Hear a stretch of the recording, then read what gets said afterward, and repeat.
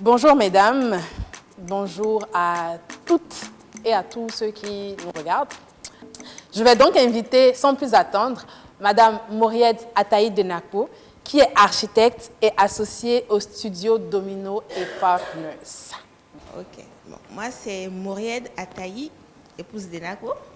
Je suis architecte et je vais vous présenter un peu le boulot en commençant par mon cursus scolaire comment est-ce qu'une femme dans un métier dit d'homme arrive à gérer sa vie professionnelle et sa vie de famille et sa vie de femme. Alors, moi, j'ai eu un bac ES de base. J'ai fait une série économie et sciences.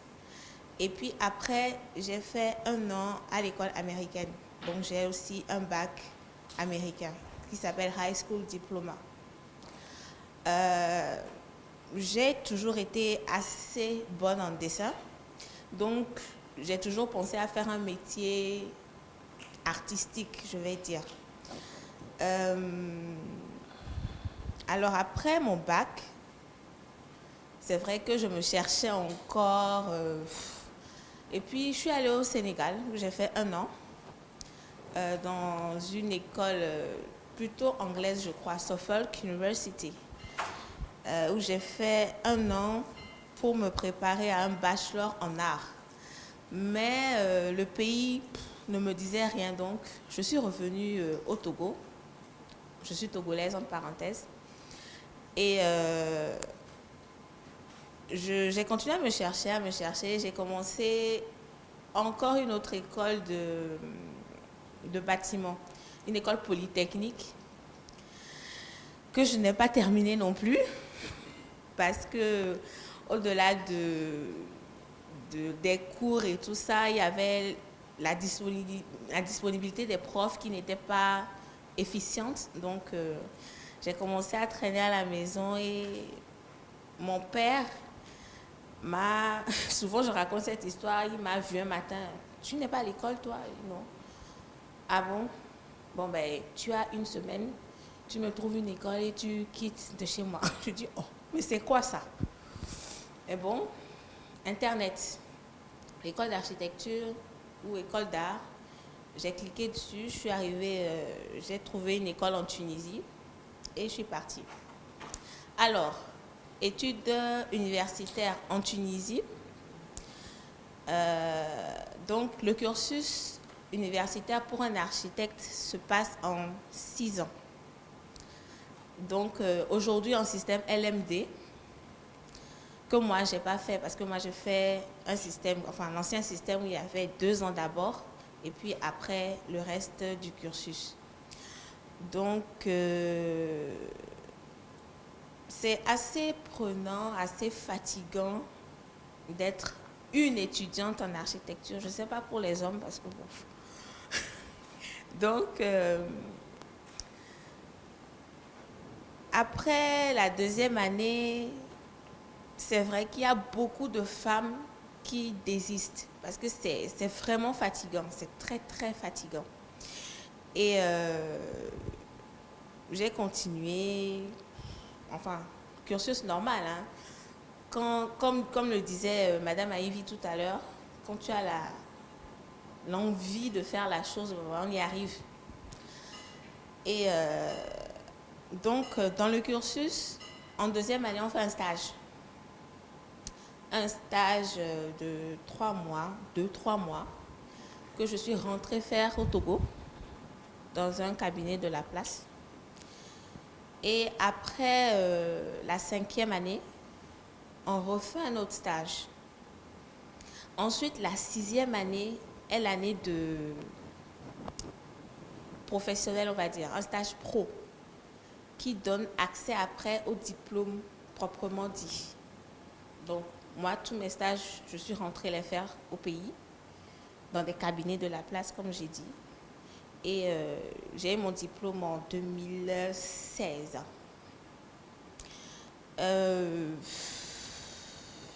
Bon, maintenant, vie de famille, vie de mère. Moi, je suis maman de 3 enfants. Vous êtes choqués? Maman de 3 enfants, un garçon et 2 filles. Et j'avoue que c'est pas facile de gérer. Bon, ils sont petits, hein, ce sont des bébés, je vais dire, ce sont mes bébés. Et c'est pas facile de gérer, être maman, se lever tôt, aller encore au boulot et tout. Et finalement, j'ai cessé de travailler en cabinet. Et j'ai eu, enfin, mon mari étant architecte aussi, on a créé notre entreprise ensemble et on travaille ensemble, ce qui me permet d'avoir la latitude de ne pas forcément travailler dans le domaine. Donc, je vais dire qu'on se complète ou on se... Voilà, quand moi j'ai des projets par exemple et que je n'ai pas le temps, il supervise. Bon, il me demande qu'est-ce que tu veux faire, machin et tout. Et puis voilà, on fait comme ça. Alors, si je reviens un peu en arrière, en cabinet, la femme n'est pas assez valorisée, je vais dire, dans ce métier-là particulièrement. Parce que moi, les expériences que j'ai eues en tout cas, n'étaient pas très, très bonnes pour moi. En tout cas, la dernière. Mon premier stage, mon stage pro, dans le cabinet dans lequel je l'ai fait, c'était bien. Carré, bien organisé, voilà, c'était bien. Mais là où le bas blesse, c'est quand dans l'entreprise, étant une femme et voulant réussir, il y a ce qu'on appelle, je ne sais pas comment on appelle ça, le fait qu'un homme soit tout le temps en train de dragouiller pour que vous puissiez monter les échelons, un truc comme ça. Je sais que vous savez de quoi je parle.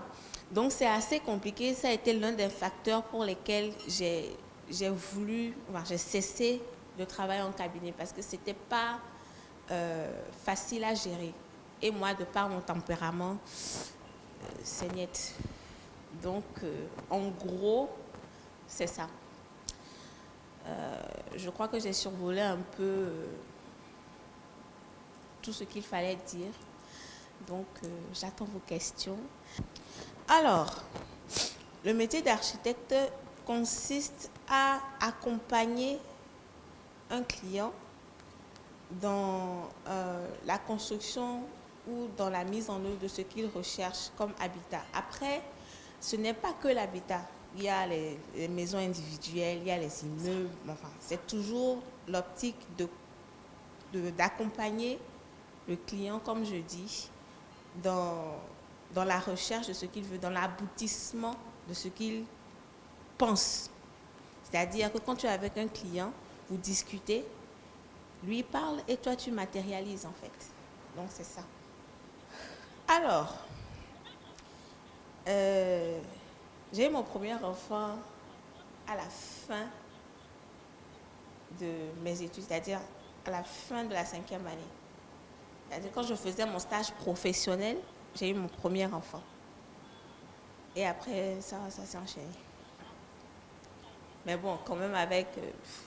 j'avais pas fini mes études, je vais dire, puisque je suis retournée faire mon comment on appelle ça, ma soutenance après la naissance de mon enfant. Et puis après, il s'est passé quand même 4 ans avant que je n'aie l'autre, quoi. Donc voilà, c'est ça. Si c'est difficile, oui. Oui, c'est compliqué. Mais bon, après, je vais citer encore Madame Aïvi. Quand on a l'envie et que,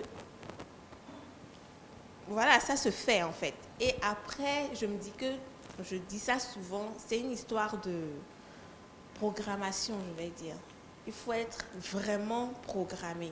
Je sais que le matin, sur toute une semaine, par exemple, lundi, mardi jusqu'à vendredi, c'est-à-dire des jours ouvrables, je sais que le matin, je me lève, je vois mes enfants, ils vont à l'école, après je fais ci, et puis voilà, c'est très compartimenté. Peut-être qu'après, c'est assez épuisant ou même ennuyeux parfois, Mais il y a toujours des petits moments où, voilà, on a le temps de se faire plaisir, aller se faire les cheveux, se faire les ongles, se faire masser ou sortir entre amis.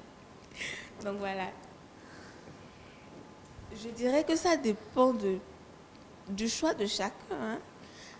Toutes les femmes n'ont pas, je vais dire, la capacité de combiner le rôle de maman, de femme et d'aller à l'école ou de travailler. C'est compliqué. Bon, moi personnellement, si c'était à refaire, je ne ferais même pas l'architecture parce que c'est prenant, ça prend du temps. Parce que quand tu as 18 ans, tu as ton bac à 18 ans, 18 plus 7, ça fait déjà 20 parties. Alors que nous, les femmes, à un certain moment, on a envie, cette envie-là, d'avoir des enfants, de se mettre, voilà, d'être en famille. C'est pas facile à gérer. De le faire en même temps ou pendant. Mieux vaut le faire. Mais c'est comme je dis, c'est aléatoire. Parce que quand tu finis ton cursus, tu as envie de te lancer. Tu as envie d'avoir une carrière. Tu as envie de... Mais en même temps, il y a aussi l'horloge biologique qui tape là. Donc, il faut trouver le bon moyen de combiner les deux. Et puis voilà. Après, Dieu aidant, si vous tombez sur un mari qui est assez... ça s'entraide, quoi. Et puis ça marche. Je ne peux pas répondre parce que mon mari est architecte. D'accord? Donc, quand il est hyper occupé, je comprends. Quand je suis hyper occupée, il comprend. Quand je ne suis pas là, je dis je suis là-bas. Il va pas se fâcher. C'est vrai que moi-même, à un moment donné, ça m'épuise. Chaque fois, tu es où? Attends, et la famille? Mais être une femme dans ce domaine, il faut vraiment avoir quelqu'un qui te comprenne. Mais pas seulement, qui t'accompagne, et qui te soutient. Hein. Parce qu'accompagner, soutenir, c'est différent. Qui te soutient. Parce que après, quand la personne n'est pas dans le même domaine, il y a très facilement la chance que ça ne colle pas sur le long terme, en fait. Enfin, ça, c'est mon point de vue. Après, je ne sais pas comment les autres femmes gèrent. C'est vrai que, je ne sais pas pour Cotonou, mais à Lomé, les femmes architectes que je connais n'exercent pas forcément dans le domaine. Ou alors des petits projets. Mais c'est toujours une reconversion après. Voilà. Je ne regrette pas. Quand je dis je ne le referai pas, c'est que je vais changer la phrase en disant je réfléchirai mieux.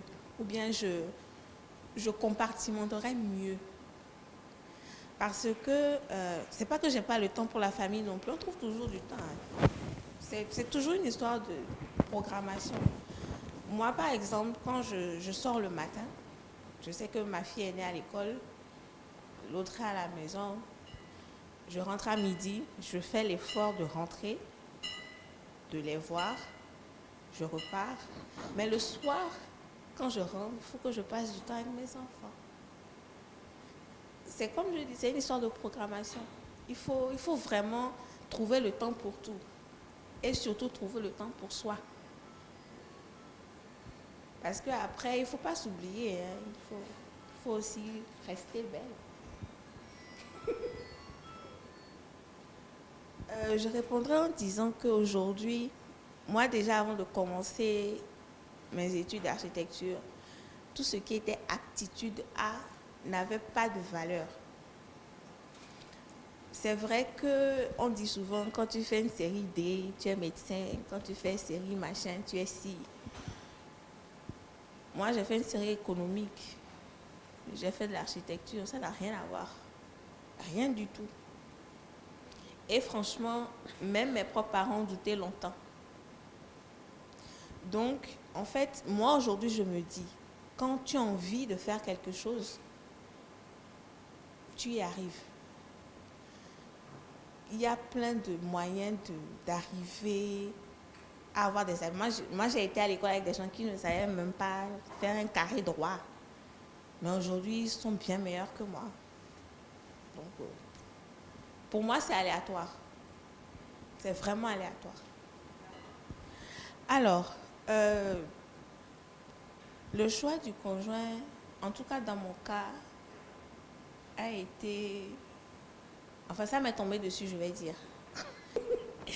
Parce que on s'est connus au boulot. Je faisais un stage dans l'entreprise et c'est là où on s'est connus. Donc, c'est pas comme si c'est... Bon, voilà. C'est vrai que ça facilite les choses. C'est vrai. Mais bon, c'est pas que... Parce que je suis architecte, je voulais avoir un architecte. J'aurais pu avoir un médecin ou un mécanicien. Mais c'est comme je disais à la dame tout à l'heure, c'est une histoire de compréhension. Il faut se compléter. Il faut que les deux parties s'entendent. Sinon, ça fonctionne, quoi. La journée type d'un architecte, si c'est en cabinet, tu vas au travail, tu es devant ton PC, tu travailles. S'il y a chantier, tu vas au chantier. Et puis bon, mais pour ma part, si j'ai un projet aujourd'hui, en général, nous, avec mon mari, quand on a un projet, on essaie de suivre ce projet jusqu'à la fin. C'est-à-dire que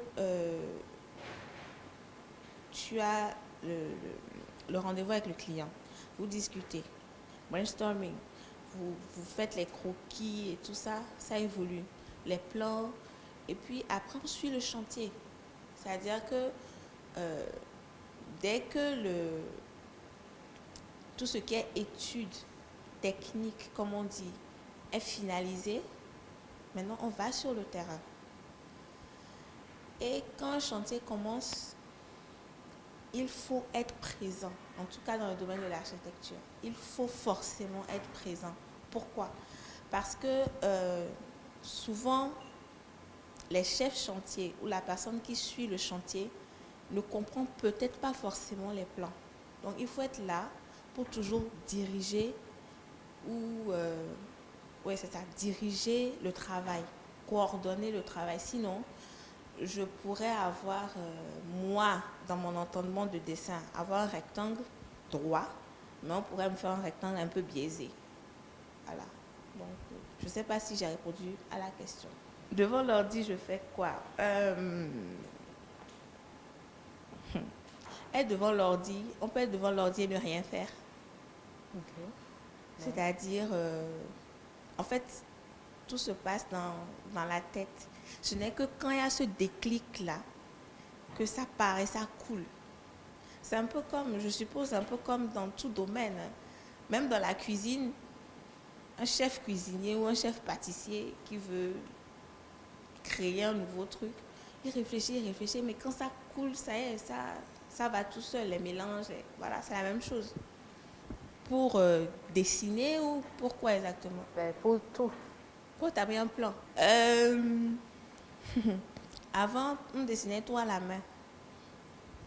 Avec le kutch, c'est une règle qui a 3 côtés, un peu triangulaire. Équerre, règle, crayon. Après, ceux qui aiment le bic, ils le font au bic. Aujourd'hui, il y a tellement d'outils de dessin sur ordinateur. Des logiciels de dessin, je veux dire. Alors, Archicad, AutoCAD, 3ds Max, après les logiciels de rendu, il y en a un pléthore. Donc, c'est ce que on utilise généralement.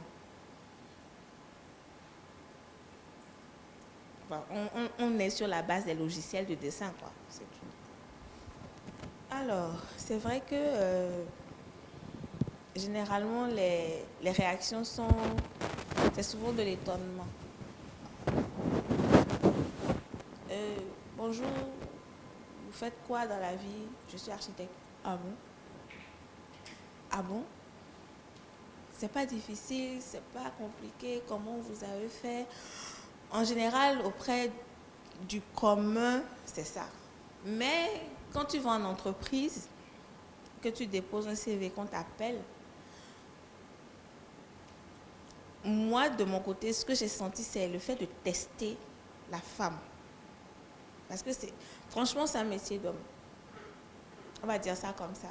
Donc, en entreprise, on te teste sur beaucoup de choses. Des aptitudes, rester vraiment calme. Parce que le fait d'être tout le temps titillé, ça énerve.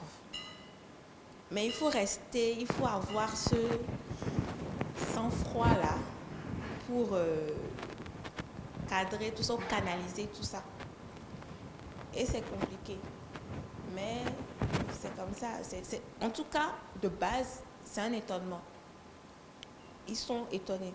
Moi, par exemple, quand vous parlez d'engagement, je ne prends ça pas peut-être, c'est peut-être pas le bon mot, mais je me dis que c'est une manière pour nous les femmes qui ont, j'aime pas dire ça, mais métier d'homme, de continuer dans ça pour pouvoir, au-delà de nous valoriser, de faire comprendre à nos sœurs que ce n'est pas parce que c'est difficile qu'il ne faut pas le faire.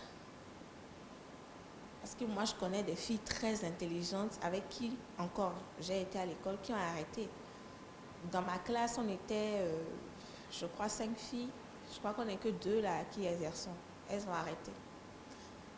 Parce que c'est comme je disais aussi tout à l'heure, quand la famille, quand on commence à faire des enfants, quand on n'a pas les épaules ou le soutien nécessaire, ça flanche très vite. Voilà. Ben, je crois que ce qu'il faut, c'est par le travail. Quand tu travailles, que tu fais un bon travail, c'est obligé qu'on t'appelle. Maintenant, le leadership féminin au Togo, moi, je ne suis pas très impliquée dans ça. Ce qui est sûr, quand quelqu'un voit un projet, qu'on dit « Ah, c'est tel cabinet qui a fait. Ah, c'est qui? Ah, c'est telle femme. » Ok. Et c'est comme ça que ça vient petit à petit. Et puis, on se fait un nom et puis on s'impose. L'architecte n'est pas seulement là pour construire ce qui est très beau, très grand, très... Non. On est au service de tout le monde. Même si il faut construire une case, on fait la case. Pourquoi avoir recours à un architecte? Parce que l'architecte vous donne une certaine sécurité, une garantie par rapport à ce que vous demandez qu'on vous construise. Parce qu'aujourd'hui, quand vous voulez construire, je ne sais pas moi, un 2 pièces ou un 3 pièces, et que vous prenez juste un maçon, déjà, dans la construction, vous aurez des anomalies très vite. Parce que le travail de l'architecte est très mesuré, très calculé. D'accord? On sait quoi faire pour que dans le long terme, il n'y ait pas de, je vais dire, comment je vais dire ça? Qu'il n'y ait pas de difficulté ou bien qu'il n'y ait pas de problème avec votre construction. Donc, ça fait que c'est pour ça, aujourd'hui, l'Ordre des architectes insiste à ce que chaque personne qui veut faire une construction, qui veut faire un projet, puisse faire appel à un architecte. C'est vrai, il est dit que c'est cher, que c'est ci, que c'est ça. Mais c'est comme je dis, si quelqu'un vient me voir avec, je ne sais pas moi, j'ai 3 millions, je veux faire tel. Après, il ne faut pas rêver plus que ce qu'on a. Hein. Tu ne peux pas avoir 5 millions et puis dire que tu veux faire plus 2. No way. C'est pas possible.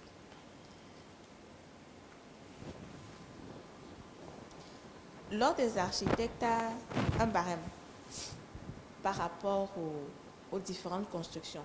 Donc, en général, moi, je préfère quand quelqu'un commence ou veut faire une construction, on lui présente déjà pour qu'ils sachent ce à quoi s'attendre. Parce que dans la construction, du début à la fin, je vais dire que ce qui prend le plus d'argent, c'est la phase de fondation et tout ça. Après, la construction, ça s'élève et puis bon. Après, ce qui prend encore de l'argent, c'est tout ce qui est finition. Parce que ça dépend de tout le monde. Je peux vouloir une finition très simple, mais quelqu'un d'autre peut vouloir un truc hyper chic. Donc, dès que le client commence à expliquer ce qu'il veut, c'est à nous de pouvoir détecter et de lui dire « Ah, vous allez tourner autour d'eux. » Mais il est toujours bien que vous fassiez appel à un architecte. Je veux dire que moi, j'ai arrêté de faire attention à ce genre de choses. Parce que sinon, on n'évolue pas.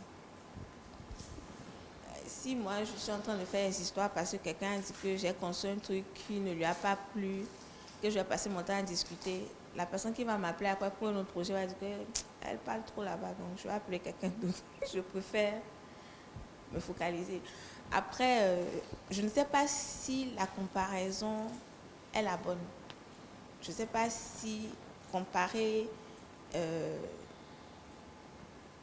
le métier de revendeuse et d'architecte est la bonne comparaison. Mais je comprends ce que vous voulez dire. Mais je pense que dans tout métier, faire attention à ce que les autres disent, c'est vrai, il faut faire attention et pouvoir prendre ce qu'il faut pour évoluer. Mais écouter ou bien prendre ça à cœur et devenir malade à cause de ça, c'est pas la peine.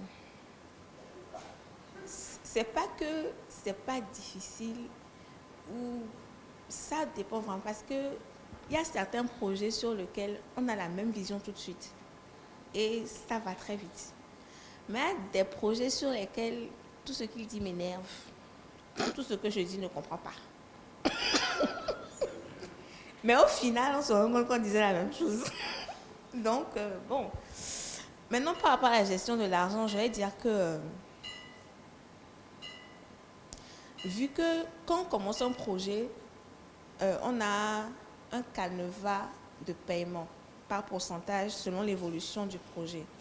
Donc, chaque fois que l'argent rentre, nous, par exemple, dans notre entreprise, on a divisé les parts. D'accord? On a divisé les parts, chacun prend sa part et on fait ce qu'il y a à faire. C'est très simple et puis c'est vrai que ça peut causer des soucis, mais c'est dès la base qu'il faut mettre ça sur pied en fait. Voilà.